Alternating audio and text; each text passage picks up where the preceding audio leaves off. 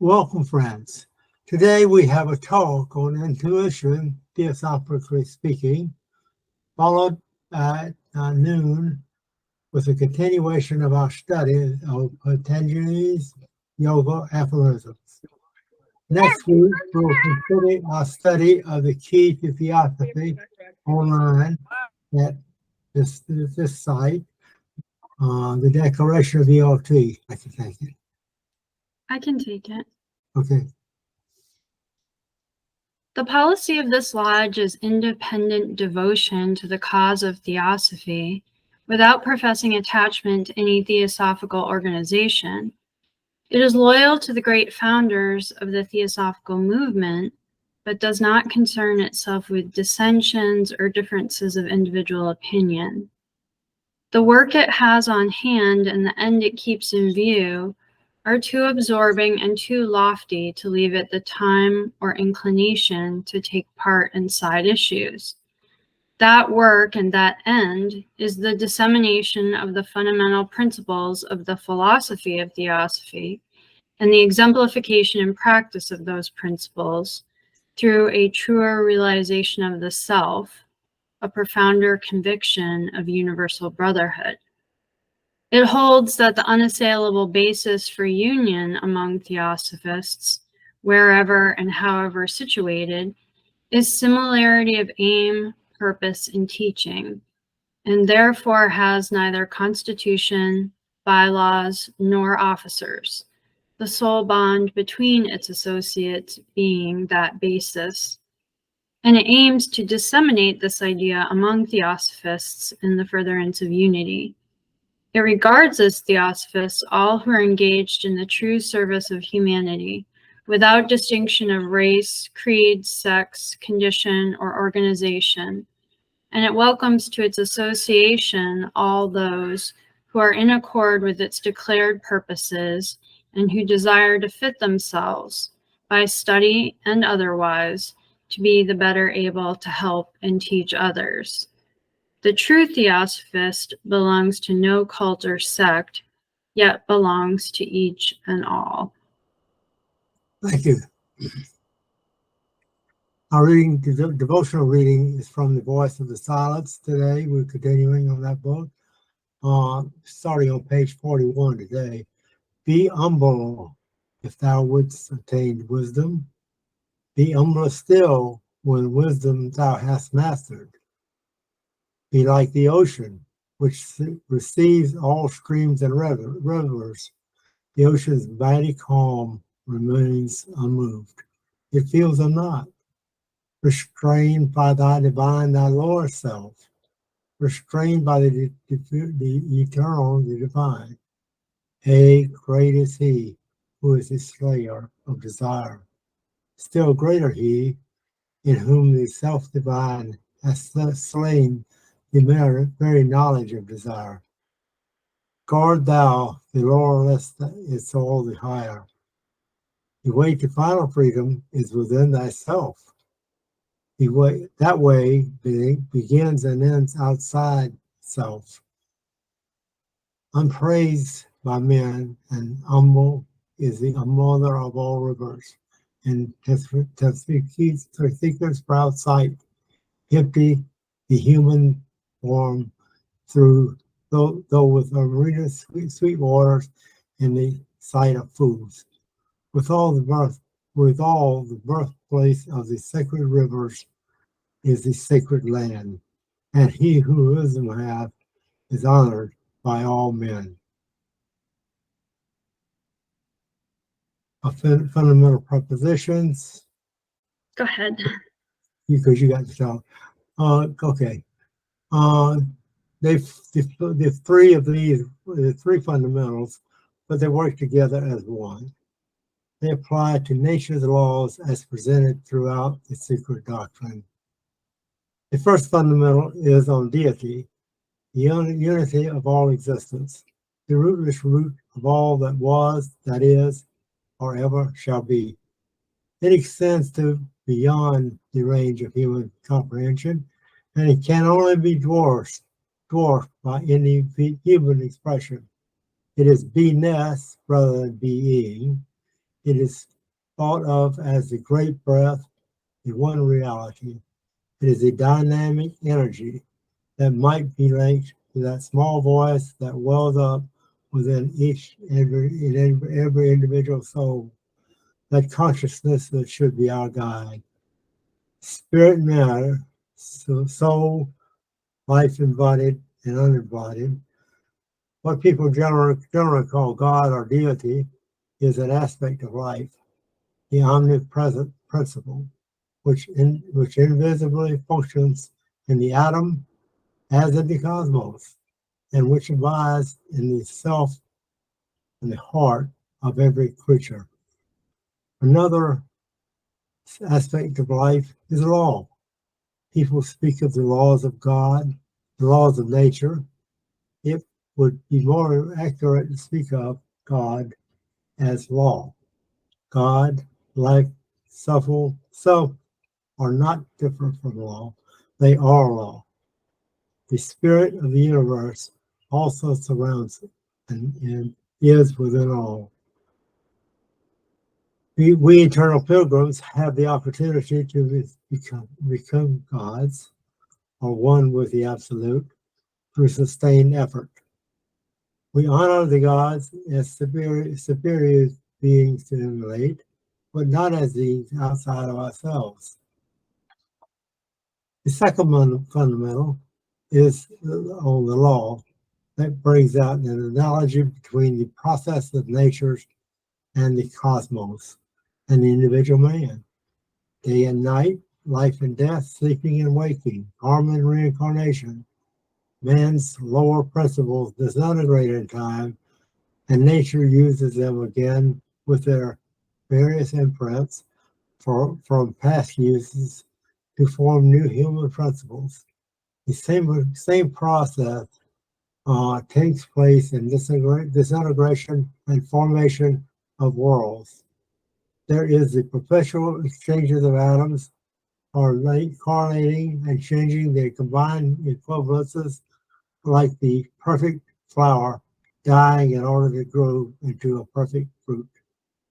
Man himself punishes and rewards based on his deeds. As above, so it is below. Third fundamental is on evolution. The whole order of nature is progressively marching toward a higher life in the cycle of incarnation and necessities. No spiritual Buddhi, no divine soul can have an independent conscious existence before the spark from its essence has passed through every elemental form and has acquired individuality, first by natural impulse up to the human stage, and then by self-induced, self-devised efforts shaped by karma. From the mineral and plant, that's the natural impulse, up to the animal and human, and up to the natural holiest archangel, Diana Buddha. Each entity must have won for itself the right to become the divine through self-experience. The physical evolves gradually from the spiritual, mental, and psychic. Elementals are all future men. No one has ever reached adeptship in one embodiment. Each man has within himself the spark of a divine, has within himself the spark of an adept, and can evolve into an adept through self-induced and self-devised methods, aided by masses of wisdom to the extent allowed by karma. So today we're going to have the talk on intuition, just theosophically speaking. Yeah, let me share my slides here.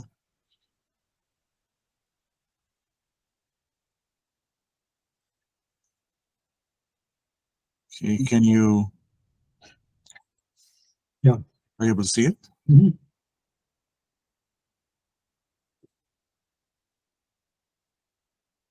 Good morning, friends.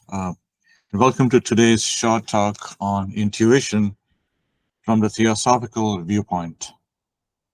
During the course of this talk, we will first consider the general meaning of the definition of intuition. We will then look at the theosophical definition of intuition as expressed by the masters and their messengers. And this may also require us to differentiate between intuition and instinct. And finally, we will consider some possible ways to gradually awaken the theosophical intuition, which, as we are taught, is the rich inheritance of every individual.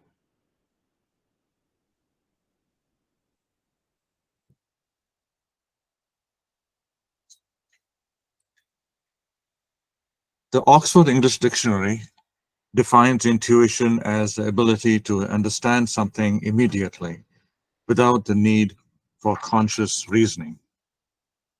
Various dictionaries offer similar definitions in that they link intuition to spontaneous attainment of knowledge.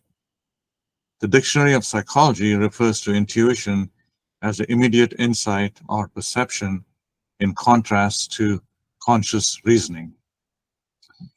In a peer-reviewed article published in the Frontiers of Psychology journal, intuition is referred to first as non-conscious processing whereby a train of thought spontaneously appears in a person's mind with little awareness of the underlying cognitive process. The second aspect of intuition is referred to as what's called automaticity or uncontrollability, whereby it appears instantaneously in an uncontrolled manner, implying that intuition manifests itself without attentional effort and is fast and effortless. The third aspect of intuition mentioned in this publication is referred to as experientiality. In other words, the intuitive processing is based on tacit knowledge that has been acquired without attention during a person's life. This is also sometimes referred to as knowing without knowing why. And this article goes on to state that a non-conscious, experience-based, and unintentional process finally results in a strong tendency towards a hunch, which then serves as a go signal that is strong enough to initiate action. So etymologically, the word intuition traces its origin to the late 15th century, to intuition and intuitory in Latin, referring to as insight and even spiritual perception, or to be taught from within. It is later incorporated into philosophical writings and regarded, among other meanings, as the ability to acquire spiritual insight instantaneously, whereby knowledge spontaneously sprang up without reasoning or the involvement of senses. And many students of philosophy consider intuition as indispensable in deduction. And the Oxford Academic Journal states that philosophers tend to rely on intuition in either the methodology or metaphilosophy, and in fact consider intuitions as evidence in an analytical philosophical thought process. The philosopher's centrality assumption implies that intuition plays a central evidentiary role in philosophical inquiry. So, with that short background on the common understanding of intuition, we will now examine the theosophical view of the same topic. We will start with H.P. Blavatsky's explanation of intuition. And here's what she says. Every one of us possesses the faculty, the interior sense that is known by the name of intuition. But how rare are those who know how to develop it? It is, however, only by the aid of this faculty that men can ever see things in their true colors. It is an instinct of the soul which grows in us in proportion to the employment we give it, and which helps us to perceive and understand the realities of things with far more certainty than can the simple use of our senses and exercise of our reason.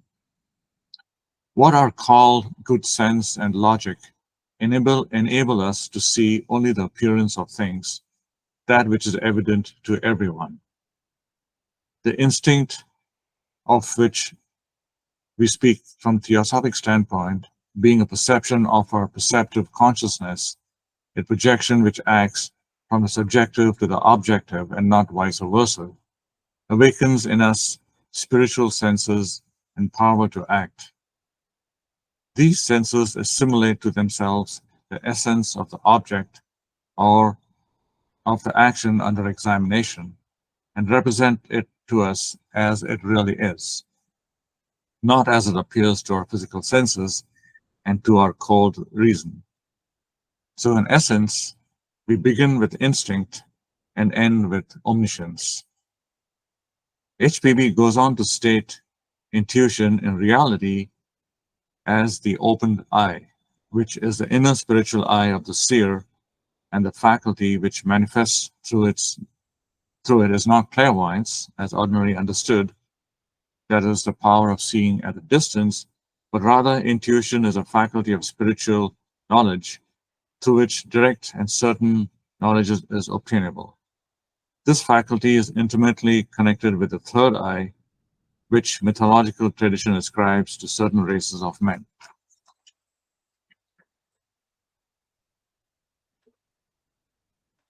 So there exists a faculty in the human mind which is immediately superior to all those which are grafted or engendered in us.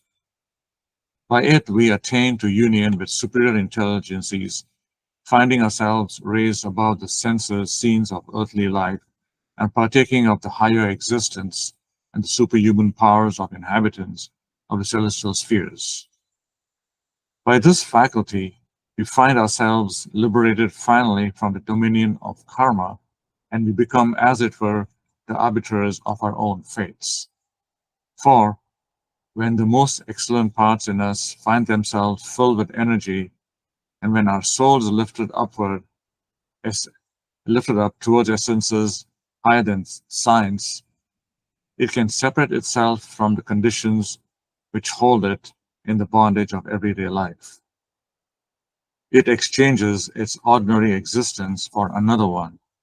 It renounces the conventional habits which belong to the external order of things, to give itself up and mix itself with another order of things which reigns in the most elevated state of existence.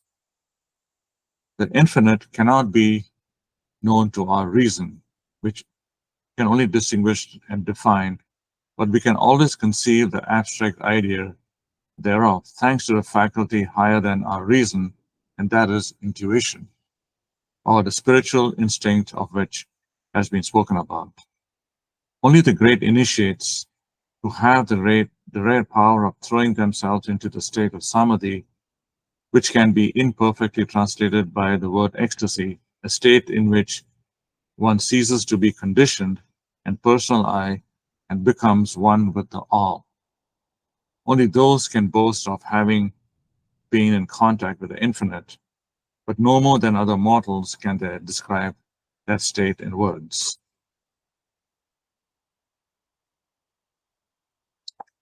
So the faculty of apprehending the infinite, not only in religion but in all other things, a power independent of senses and reason, a power in certain sense contradicted by sense and reason, but yet a very real power, which has held its own from the beginning of the world, neither sense nor reason being able to overcome it, while it alone is able to overcome both reason and sense. The faculty of intuition, that which lies entirely beyond the scope of our modern biologists, could hardly be better defined. And yet, when closing upon the superstitions, the temples devoted to the worship apart from ancestors, our global philologist thinks all this takes place by slow degrees. It begins with placing a flower on the tomb and ends with worshipping the spirits.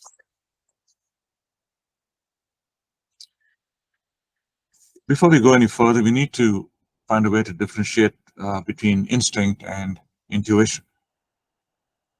So Robert Crosby, in his lecture on instinct and intuition, points out that instinct is a direct perception of what is right within its own realm. Intuition is a direct cognition of the truth in all things.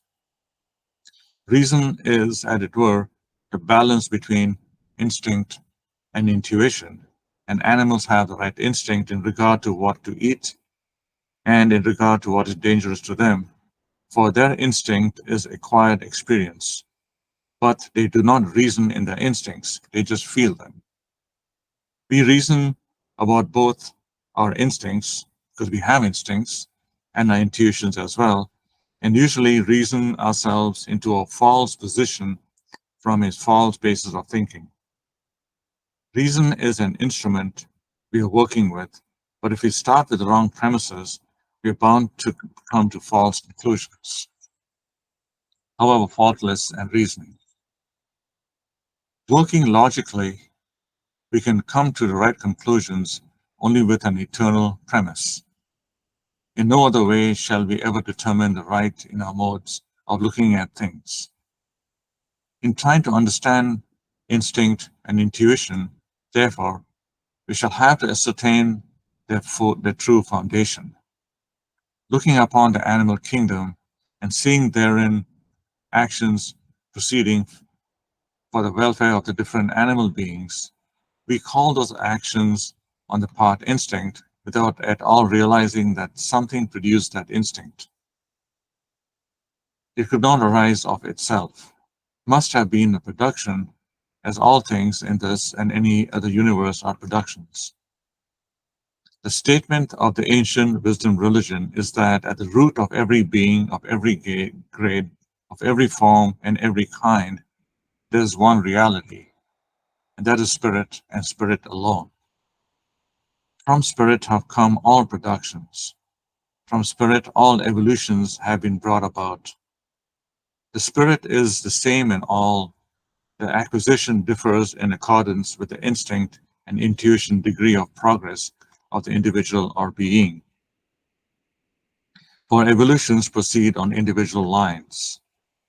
All beings are of the same nature, but because the thought, the ideal, and the action differ, we find in a great universe like ours, many kinds of intelligence evolved from the great root of all evolution, the spirit in each being. Both instinct and intuition have been gained in no other way than through observation and experience. All the instinct of animals is a gain in that particular species along the lines of their own growth in intelligence and expression in bodies. So man's intuition carries with it all the knowledge existing in his real nature. Man has lived lives anterior to this one, not few, but many, even on a planet which we have inhabited before this earth began, or rather, before we began with this earth. The many experiences gained through many lives are still within us. We have never lost them. They are still resident and potentially active in our innermost being, in that real nature of ours, which each of us reaches every 24 hours, even when the body is asleep, when the dreaming state is past. So there lies intuition, the sum total of all past experiences. Something comes through occasionally, giving us an inkling of what is the true nature. The voice of the conscience is the outlook of the true nature upon the action which is contemplated. Some people hear that voice of the silence, think God is speaking to them, or that some other outside being impresses them. But in reality, it came from their own inner nature, was born from and drawn from the accumulation of all past wisdom in the voice of our still spiritual nature. The channel through which the intuition may flow may be made clear by any and every one of us. There must be a recognition of what in reality our personality is. It is not the body, it is the ideas held. Ideas make a body fit vehicle for them. Ideas control the action of the body. Our personalities are composed of our ideas, our likes and dislikes, our attractions and repulsions, of the little things that we demand for ourselves that come up within us in the notion that all is for me. That is not the real man. The personality cannot be retained. Whatever the ideas held today, they're not the same as those we held in the past. Yet in the past, we acted as now according to the ideas that entertained. In the future, we shall have still other ideas and will act in accordance with them. It is our thinking which limits our action. It is then for us to see that we are real spiritual beings internally, and that it is only the outer, the personality, that needs clarifying. The clearing can come about only by acting for and as the one self of all. Then we shall express our real natures clearly in this world of material things, and then we should know that what some men may suspect, that intuition is a direct cognition of truth. Our intuition is not so asleep as we think. It is shining in us all the time. If we only remove the false conceptions which prevent us from seeing that those of us who are operating on this side of the dark veil can draw that veil aside and let the light shine through.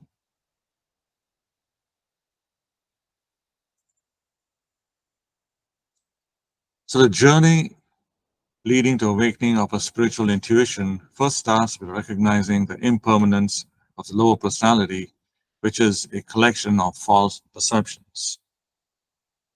Following the precept in the voice of the silence, we should seek to replace the fleeting with the everlasting.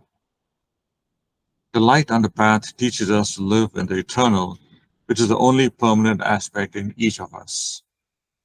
Herein is the idea of spiritual growth, from disruption, where the inner being must continually burst through its confining shell or encasement, the personality. And this is how it is in the course of our lives. The trouble that comes upon us is always just the one we feel to be the hardest one that could possibly happen. It is always the one we feel cannot possibly bear.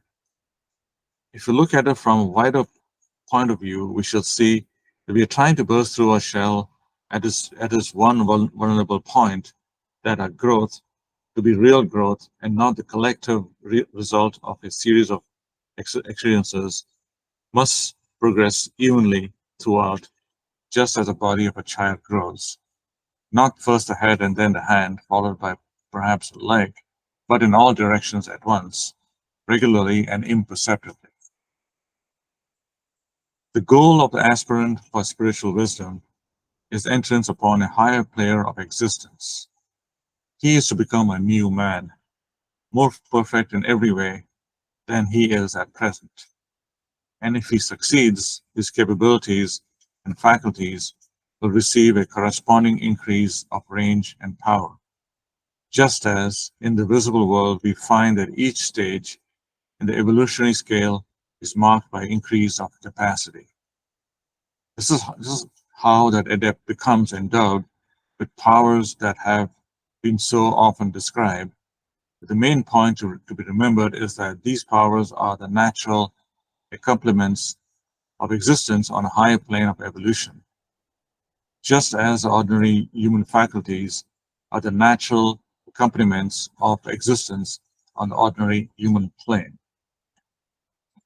The Bhagavad Gita teaches us that equal-mindedness and skill in the right performance of action, of duty, are the true rules, and this is yoga. This right performance of duty means the mental state for the mere performance of an act is no moral quality in it, since even a machine may be made to perform acts done usually by men. The moral quality resides in the person inside and his presence or absence. If a human body asleep or devoid of a soul raised its hand and took the life of another, that would not be a crime. And oppositely, the performance of a good act is no virtue unless a person within is in the right attitude of mind. Many an apparent good act is done from selfish, hypocritical, crafty, or other wrong motives. These are only outward good. So we must attain to a proper state of mind, of mental devotion, in order to know how to skillfully perform our actions without doing so for the sake of the result, doing them because they ought to be done, because they are our duties. The mind is the actor, the person who is attached. When it is deluded, it is not able to throw off the subtle chains that bind it to reincarnation. Having spent an incarnation in looking after results, it is full of earthly impressions and has made the outer skandhas very powerful. So when we stay in Devachan, is at its end the old images, impressions, and the powerful skandhas drag it back to another life. At the time of bodily death, the mind is temporarily almost altered into the image of the dominant thought of life, and so is beside itself or insane by comparison with the sage and with what ought to be its proper state. Being so is impossible for it either to prevent rebirth or to select and take up incarnation with an definite end and work in the world in view. We must continually practice meditation, self-study, and persistently cultivate the culture of concentration. And Robert Crosby has provided valuable advice in incorporating theosophy into daily life. Knowing something as to our essential nature, knowing something of the purpose of life, and that life is made up of learning, knowing that the universe is still alive, and that there is in reality no injustice save that which we inflict upon ourselves by reaction, we would take an entirely different viewpoint of life and put these ideas into daily practice.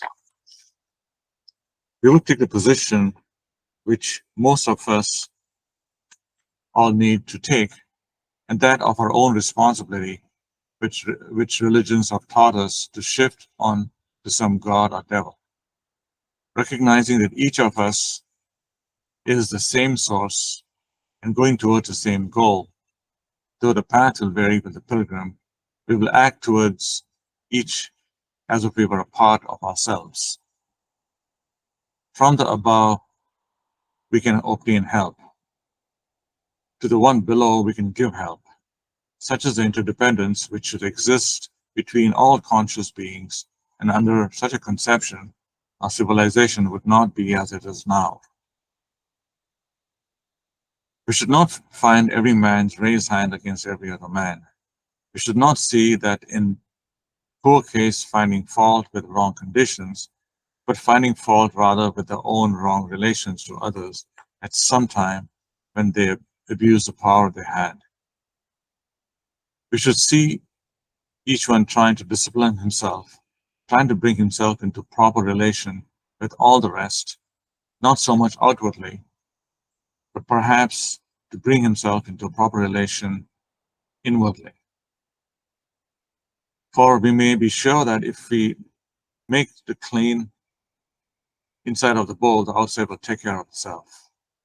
We have no greater duty to perform than to make clear and clean our natures, to make them true, to make them in accordance with the great object of all life, which is the evolution of the soul. Theosophy is the only philosophy that can be used in every direction in daily life. It can be used in all directions, high or low, because the use comes from an understanding of the spirit itself, from acting for that self and as that self, but the self acts only through creatures. Acting for and as a self in every direction, all else flows in line. All the destruction that is around us, all the misery that we see has been brought through our denial of the Holy Ghost, our denial of the Spirit within us. We deny it when we act as if our bodies or our minds. that will not be defined. So man, meeting all the results of the denial and seeing them to be evil, learns that this is not the way. Then he seeks the truth, and finding the truth, obtains all he can desire, hope, happiness, and a better understanding of all his and all existence. It has to give men all they could take in regard to the nature of the soul, that they might come out from this veil of sorrow, that those beings known as divine incarnations have ascended here to their own will. They have carried forward from age to age the knowledge of nature and man, and of purpose of life learned through many civilizations. It is a knowledge which makes them gods, and that is the intuition that opens up all the knowledge within us. So with that, we'll conclude our short talks and open up this floor for questions and contributions. Thank you.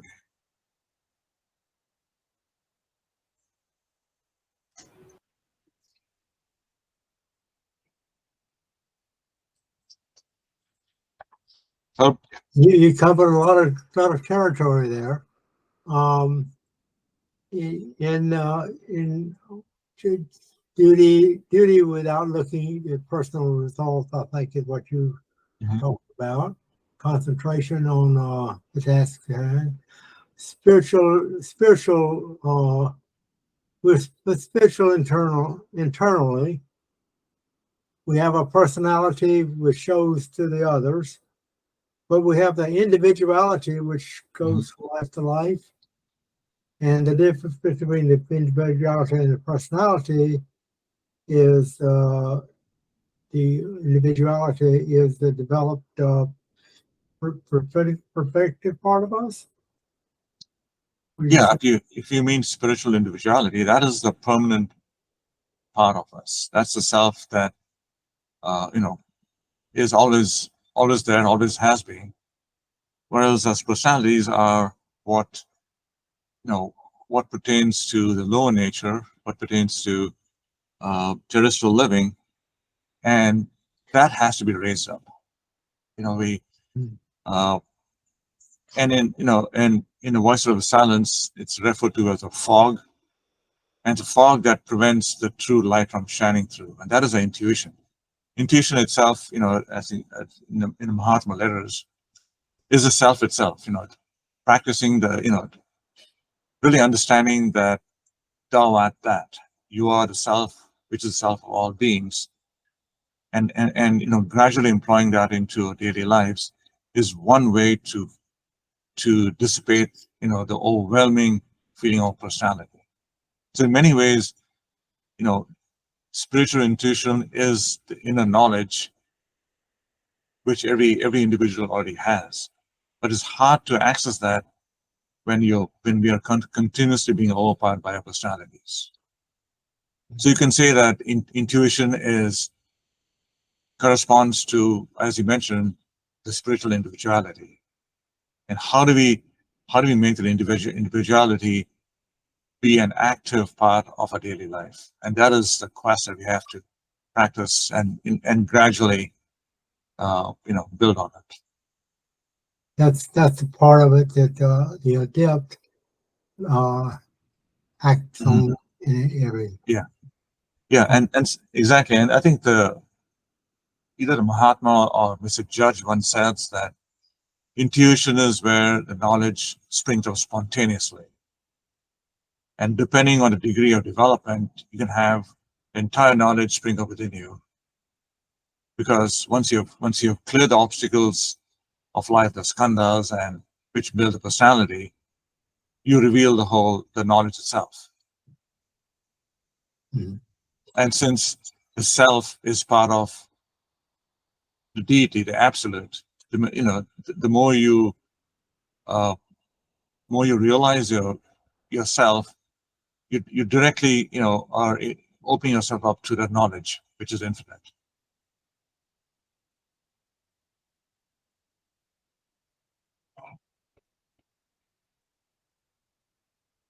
Yeah, Kathy.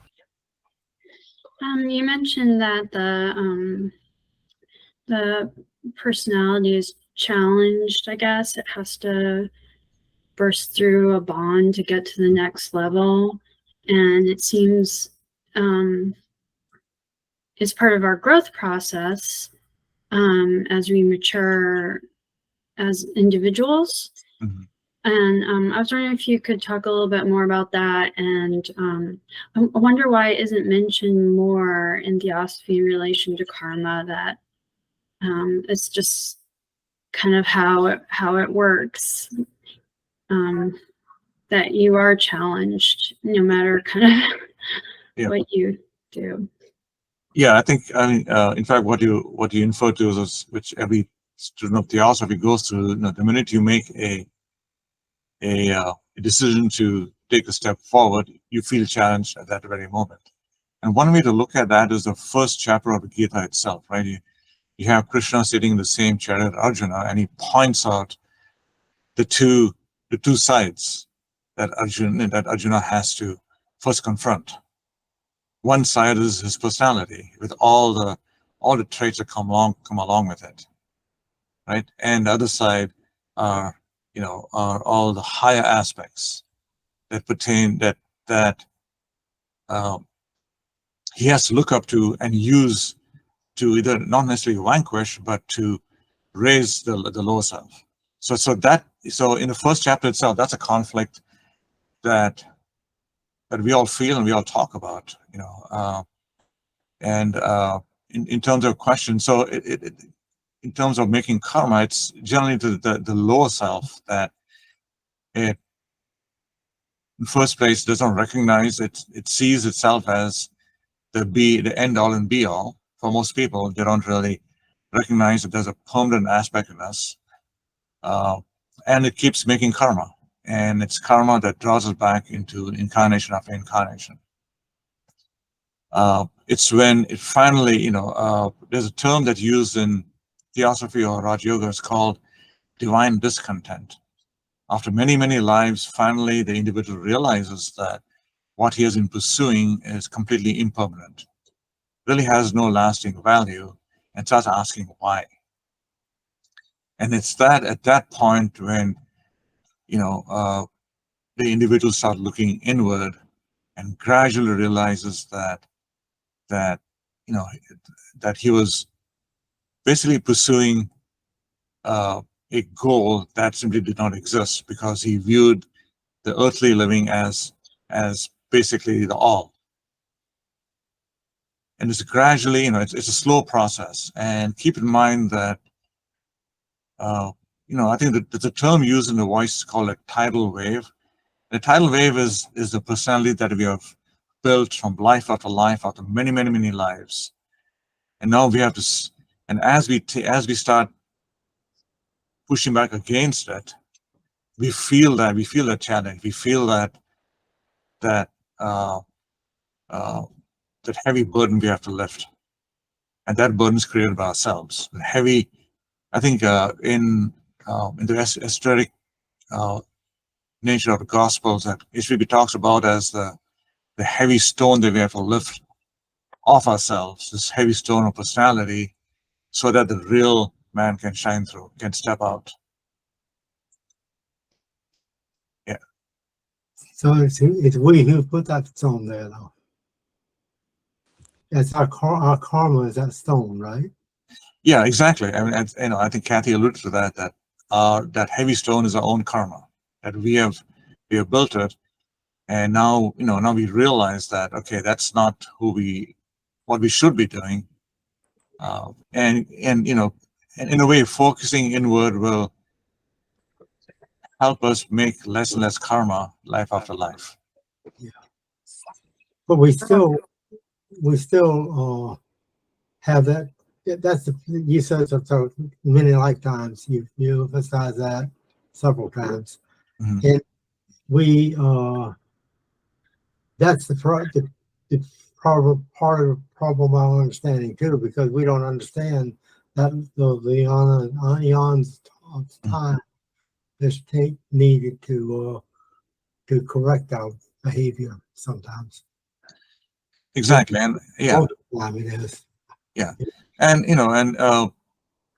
But now that as students of theosophy, we know what is real, what is true, we can hasten towards, towards gradually removing those obstacles. In essence, our personality is a large obstacle, right? We just have to kind of, or series of obstacles we have to slowly overcome. And again, as Judge said, that defining what is a lifeline of meditation. Are we meditating on desires and ambition and all those, or are we gradually meditating on the higher aspects, leading an altruistic life, doing a duty for the sake of doing no other reason? And and just turning our attention away from the senses, right? And that itself will help us make progress. Yeah, we could do that short term. Yeah. I think Carolina. Yeah. There, and, Yes. My question is that, well, you covered a lot, certainly, and what I gathered from one of the points you made is that intuition is gradually developed when you connect the lower self with the higher self. But what I notice is that women generally are more intuitive than men. Is it something that seems to be gender specific? I'm not. I know I'm being biased because this comment is coming from a woman, but oftentimes this has been confirmed that women are more intuitive, and I wonder if that has to do with. It has to do with reincarnation. Nothing is by accident.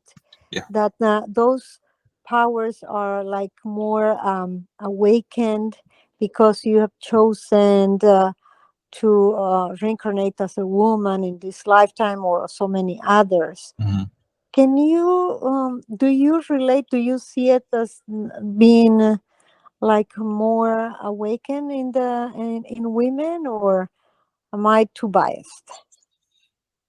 I don't have a direct answer to that. So intuition can also, you're right. I mean, we encounter it all the time, right? That moms tend to be more intuitive than dads. But also defining intuition as from the spiritual standpoint, right? From the intuitive so you have instinct, intuitive, and reason in between, right? I think that's what Mr. Crosby said.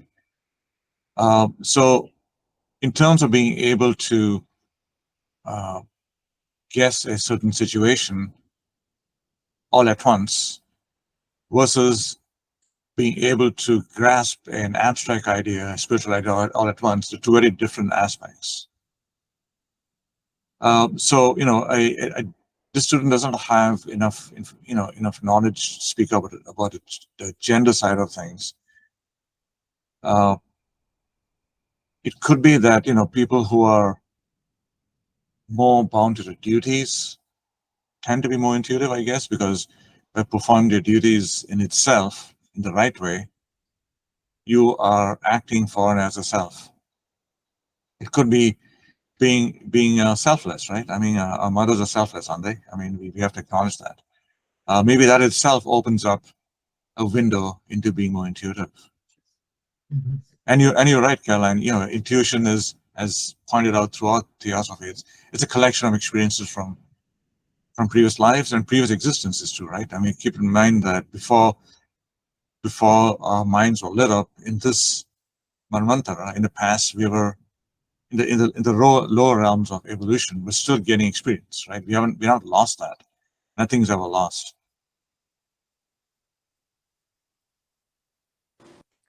Thank you. Yeah. But what we're working toward, and I guess the ant knows this within their limits of getting by as an ant. But as we learn to get by at various levels, when we become human, all this comes together, and that's when our intuition Yeah. kicks in. Because we are now thinking about the whole Hmm.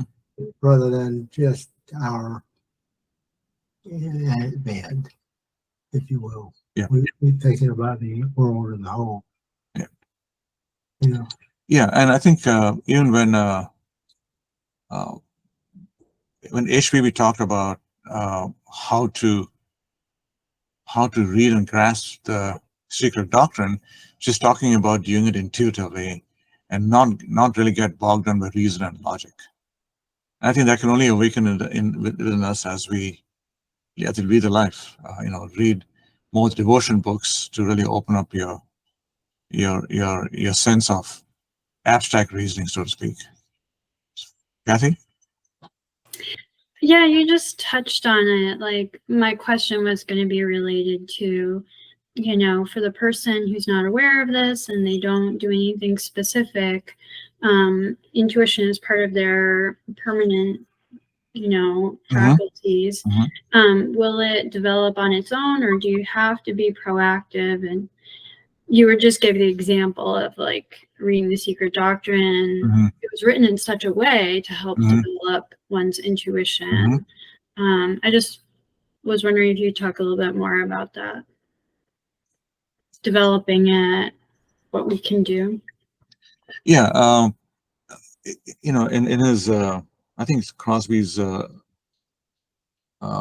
article or lecture on leading the higher life, he hints at intuition. True intuition cannot be awakened unless you lead the higher life. And here's why we distinguish between intuition as defined by modern psychology versus intuition defined from a theosophic point of view, right? And Mr. Judd says, right, in the culture of concentration, how we can awaken that faculty within us. And he starts off really simple. He says, duty, he calls duty the royal talisman, right? To duty, performing duty as Krishna outlines in the Gita is a good first step. Reading and practicing the devotional books, even a little, trying to approach our daily life from a theosophic point of view, maybe, being less selfish, being more generous, more forgiving, more altruistic. I think the master writes somewhere, right, that theosophy is embodiment of altruism. So just leading that life with that viewpoint, and trying to gradually overcome our desires, overcome our ambitions, our egos, all of that will play a role in awakening our spiritual intuition. And so when what we do resonates, it forms, if we're doing our duty and that's in line with the higher nature, it'll resonate, and then that intuition will spark. Yep. Yeah. And as the master said, right, act for and as a self of all. But the self of each individual is the same self in all. And that itself, the first fundamental is so valuable that it helps us realize a oneness, that we are not separate beings. And so to be conscious and not allow thoughts of separateness creep into our minds, that's a really good first step. Yeah. Caroline? Yes, thank you. Could we say that through the theosophical teachings that instinct is an ability from the lower self, whereas the intuition is of the higher self? Is that the distinction theosophy makes? So, yeah, so here's what in HVB's radical, she quotes Professor Wilde, and she says that we begin with instinct and we end with omniscience, and omniscience is spiritual intuition. So instinct is a step, one of the steps. Okay. It's more clear now. Yeah.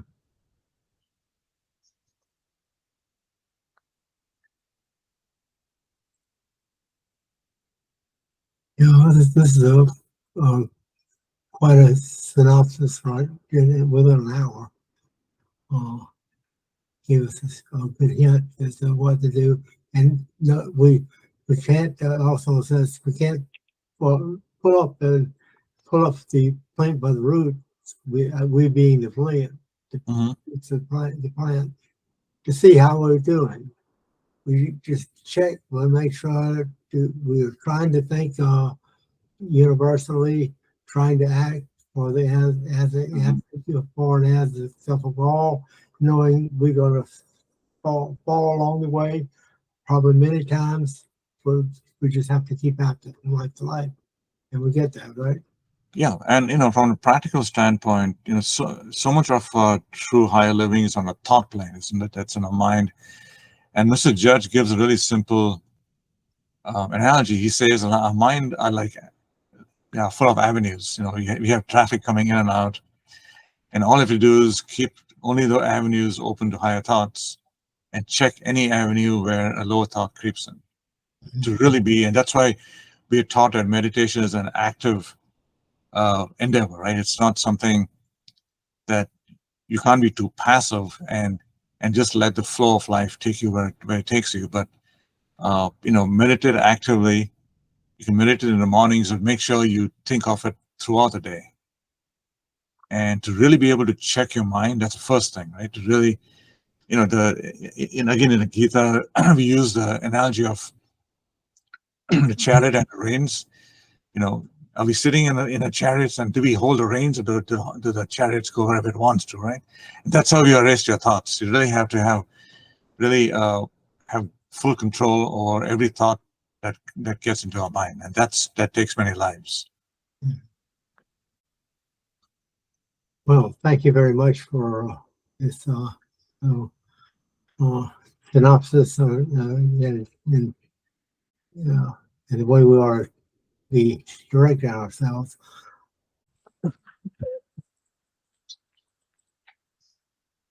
Thank you so much. That was Thank really you. Sure. Well, we'll take a few minutes break and then go back in and work on our yoga aphorisms. Sounds good. So we'll see you in 5 minutes. Okay.